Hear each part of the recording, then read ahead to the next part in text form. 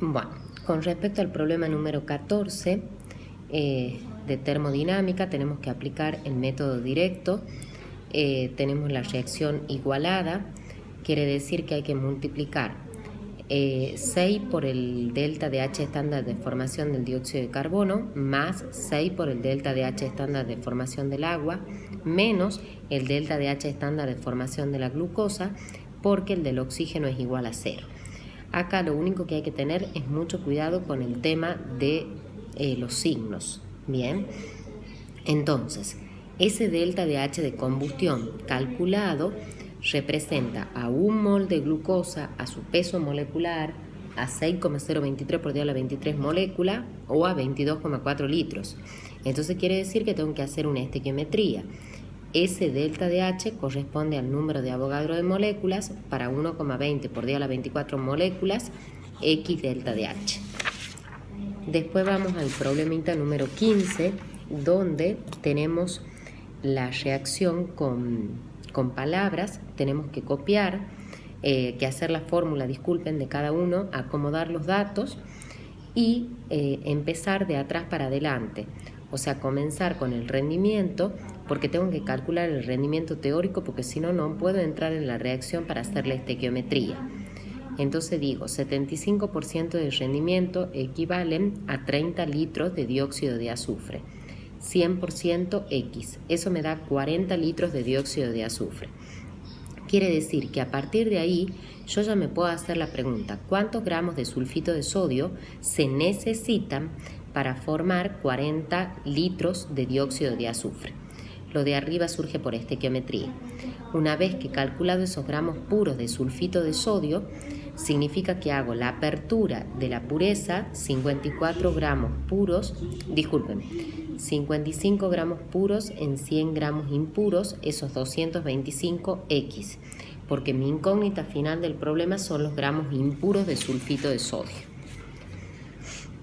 Respecto al problema número 16, volvemos a química orgánica. El etino o acetileno se hidrogena y me forma el etano. Bien, es una reacción de adición. A su vez, los alcanos, desde el 1 a 4 átomos de carbono, son gases, es decir, metano, etano, propano y butano. Después, el sustrato viene a ser el etino y los dos carbonos que poseen proceden de hibridación sp. A su vez, el producto que viene a ser el etano, sus dos carbonos poseen hibridación sp3, por consiguiente poseen una forma tetraédrica. Bien.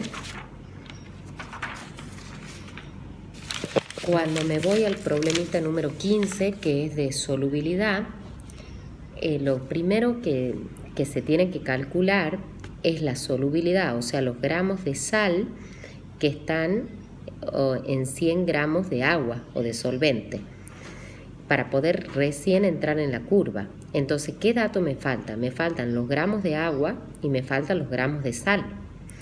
Entonces, para eso hago la apertura de la molaridad. 0,15 moles están en 1000 mililitros de solución, en 200 mililitros de solución, X moles. Saqué el peso molecular de esta sal. Un mol de esta sal representan a 331 gramos, los 0,03 moles, X gramos de sal. Quiere decir que tengo de dato encima los gramos de solución. Hago gramos de solución menos gramos de soluto, calculo los gramos de solvente, porque los gramos de soluto lo acabo de calcular. Una vez que tengo eso, me voy a sacar la solubilidad. Me da 85, me voy a la curva, llego hasta a la curva, digamos, del nitrato plumboso, bajo y me da 50 grados centígrados. Bien, vamos al problemita número 18, los aldehídos dan reacciones de adición y no de eliminación, debido a ese movimiento que hay de los electrones al ser el oxígeno más electronegativo que el carbono. Entonces se genera una cierta carga negativa en el oxígeno y positiva en el carbono que le permite realizar reacciones de adición. Bien.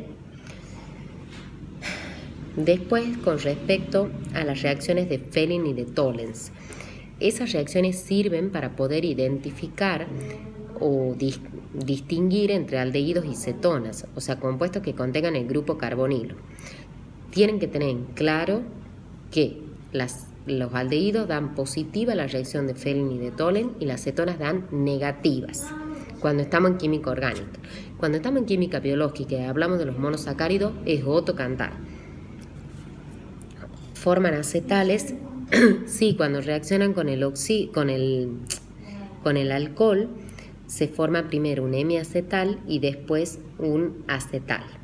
Bien, donde la primera etapa es una reacción de adición, la otra de sustitución, pero la global es de adición. Cuando vamos al problemita número 19, de isomería, me dice que no considere los isómeros geométricos.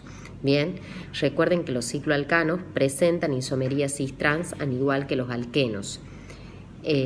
Como me dice que son estructuras cerradas, a mí ya me da a pensar que es un cicloalcano. Y a su vez lo corroboro con la fórmula carbono N, hidrógeno 2N, donde es carbono 6, hidrógeno 12, perfecto.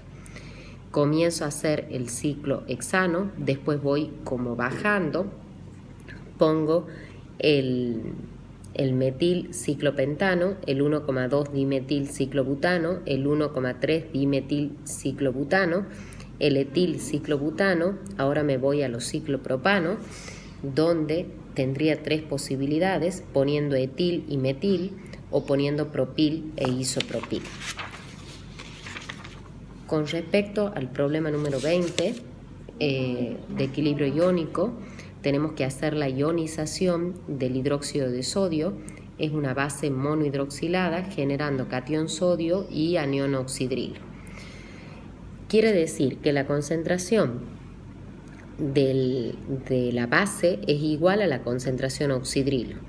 Quiere decir que en el problema de equilibrio iónico tengo que calcular esa concentración oxidrilo y me da de dato el pH.